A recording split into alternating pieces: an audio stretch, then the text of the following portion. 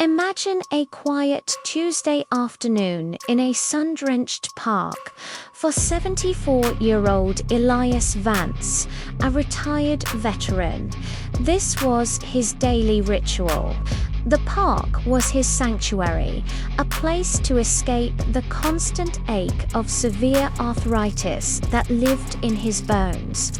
His thick, polished wooden cane wasn't just a tool for support. It was a companion, tapping out a steady rhythm on the pavement with each careful step. Trotting beside him, full of life, was Captain, his 6-year-old Schnauzer mix. For a few blissful moments, Captain was off his leash, chasing butterflies in an empty patch of grass. Elias knew the rules, of course. Captain should be leashed, but the area was deserted, and the simple joy of his dog's freedom was a small, harmless rebellion. It was a picture of tranquility, a gentle moment shared between an old man and his best friend. But this peaceful scene was about to be shattered by the piercing sound of a whistle and a voice, cold and amplified, cutting through the air. "Sir, you, with the dog. Leash that animal, now." The words broadcast from a speaker felt like a physical blow. Elias's heart began to pound, a familiar, anxious rhythm against his ribs. He let out a soft sigh, the kind of weary sigh that comes from a lifetime of knowing how quickly things can turn. He hooked his cane over his left forearm, a practiced but slow maneuver, and began fumbling in his jacket pocket for the nylon leash. This simple act was a challenge. It required a delicate balance of concentration and physical stability to things that age and arthritis had made precious and fleeting. He had to be careful, deliberate. Every movement was a negotiation with his own body. He was trying to comply, to do what was asked of him, but his body just couldn't move at the speed the world demanded. Before Elias could even grasp the leash, a figure blocked his path. It was Officer Derek Shaw Young, barely out of the academy, his face a mask of aggressive impatience. He stood too close, invading Elias's personal space, radiating an aura of confrontation. "I said now, old man, are you deaf? That dog needs to be on a leash. License and registration now." Shaw's voice was sharp, barking out commands like he was dealing with a hardened criminal, not a senior citizen in a park. Elias's hands trembled, the pressure and the rush making his arthritis flare with a sharp, biting pain. "Officer, I am getting it now," he said, his voice strained. He tried to inject a note of calm, of reason, into the escalating tension. "I have arthritis, son."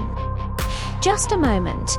It was a plea for understanding, for a sliver of patience. He finally got his fingers around the leash.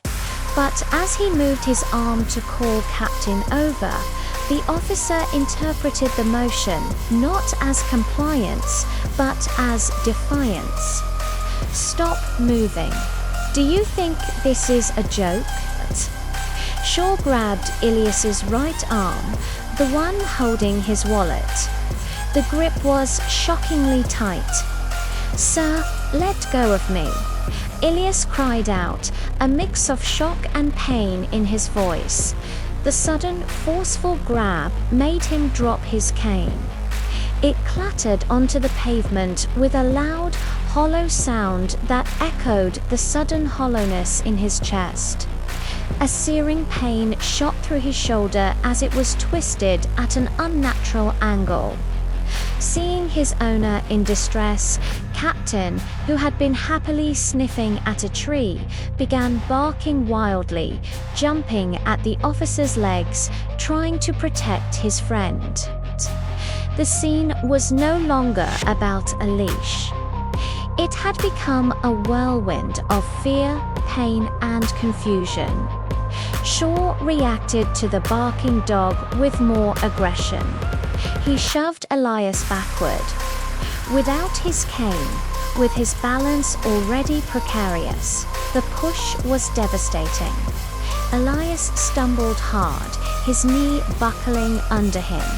He didn't fall completely, but he had to brace himself against a nearby park bench, gasping for air, the pain in his shoulder and knee now an agonizing fire, resisting a lawful order.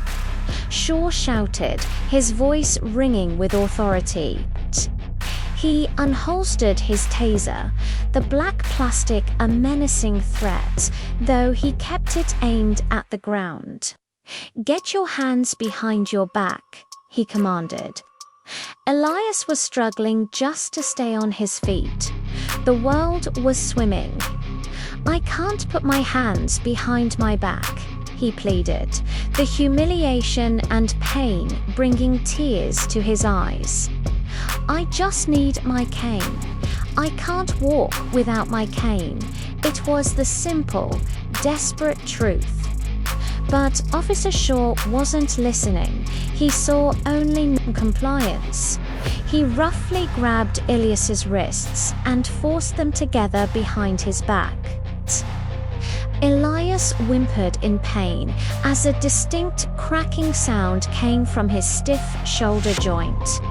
The cold metal of the handcuffs dug into his thin, wrinkled wrists. The 74-year-old veteran was now in custody, his dignity stripped away as easily as his cane had been knocked from his hand. By now, a small crowd had gathered. A woman was already filming the incident on her phone, her voice raised in outrage at the officer. "He's not resisting. He's an old man. Can't you see he's hurt?" she yelled. But it was too late. Elias wasn't resisting arrest. He was physically incapable of obeying the rapid-fire demands.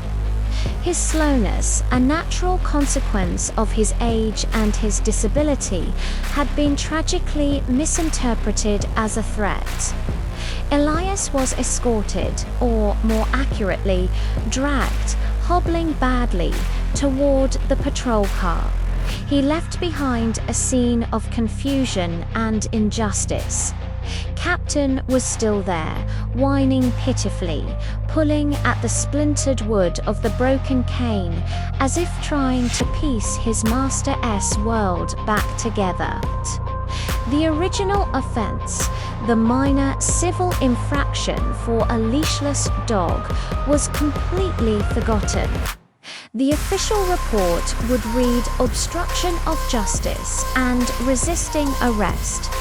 Sitting in the back of the patrol car, the painful ride downtown stretching before him, Elias could only stare at his bruised wrists, the metal cuffs feeling colder and heavier with each passing moment. He thought about his cane, his trusted companion, now lying broken on the pavement. It was a perfect, heartbreaking metaphor for how easily his stability, his independence, and his dignity had been shattered by a casual, brutal, and completely unnecessary use of force. This story isn't just about Elias Vance. It's as a powerful reminder of how quickly a situation can be mishandled when empathy is absent and authority is abused. It highlights the vulnerability of our elderly citizens and those with disabilities when they encounter systems that are not designed to accommodate them. When a request for a moment of patience is met with aggression, when a physical limitation is seen as defiance, the very fabric of our community is torn. Elias's story forces us to ask difficult questions. What is the true meaning of to protect and to serve? How do we ensure that law enforcement is equipped with the training and mindset to de-escalate situations, especially when dealing with vulnerable populations? This isn't about being anti-police, it's about being pro-community, pro-compassion, and pro-common sense. The officer in this story, Officer Shaw, saw an old man and a leashless dog. He didn't see a veteran who served his country. He didn't see a man battling chronic pain every single day.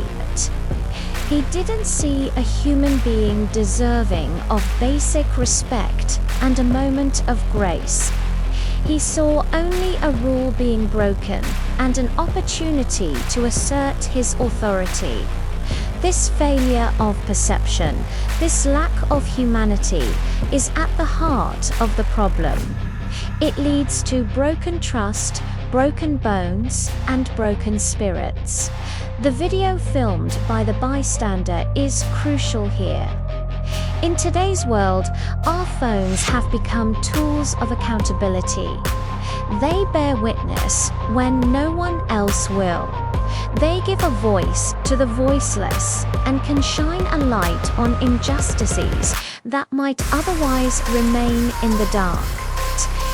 It's a sad reality that a citizen with a camera can sometimes be a more effective deterrent against misconduct than an officer's own training. So what happens next for Elias? He faces a legal battle. His body is bruised, and his faith in the system is shattered. His loyal dog, Captain, is left confused and traumatized. The physical wounds may heal, but the emotional scars of being treated with such contempt and violence can last a lifetime.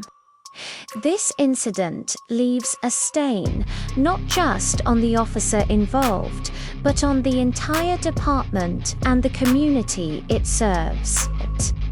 It erodes the trust that is essential for effective policing. We need to advocate for better training in de-escalation, empathy, and recognizing disabilities. We need to demand accountability when officers use disproportionate force, and we need to support community-based solutions that can handle minor infractions without resorting to aggressive and ultimately harmful law enforcement tactics. Elias Vance's broken cane is more than just a piece of splintered wood. It's a symbol of a broken system. It represents the fragility of dignity and the devastating impact of impatience and aggression. Let's not let his story be just another sad headline. Let it be a catalyst for change. Share this video, talk about it with your friends and family, and contact your local representatives to ask what they are doing to ensure that our elders and most vulnerable are treated with the respect and care they deserve. Thank you for watching, and please, let's work together to mend what has been broken. Don't forget to subscribe for more stories that matter.